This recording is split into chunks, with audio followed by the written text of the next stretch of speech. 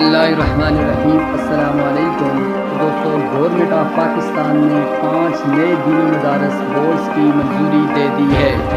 اس سے پہلے government of Pakistan کے تحت 5 دینی مدارس کے بورڈ یعنی وفاق کام کر رہے تھے، جن میں بریلوی مکتب فکر کا وفاق تنظیم المدارس اہل سنت پاکستان تھا، اور دیوبندی مکتب فکر کا وفاق المدارس العربیہ پاکستان تھا، اور اعلی تشیع مکتب فکر کا وفاق المدارس الشیعہ پاکستان، اور اعلی حدیث مکتب فکر کا وفاق المدارس السلفیہ پاکستان، اور جماعت اسلامی کا رابطۃ المدارس الاسلامیہ پاکستان بورڈز تھے۔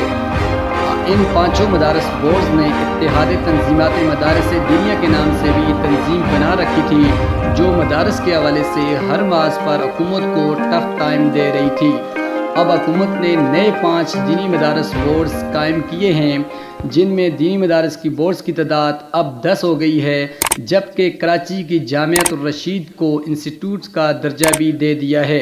نوٹیفیکیشن کے مطابق اتحاد المدارس العربیہ، اتحاد المدارس الاسلامیہ، نظام المدارس پاکستان، مجمع المدارس تعلیم الکتاب والحکمہ، وفاق المدارس الاسلامیہ الرضویہ کے نام سے دینی مدارس بورڈز کی منظوری دے دی ہے۔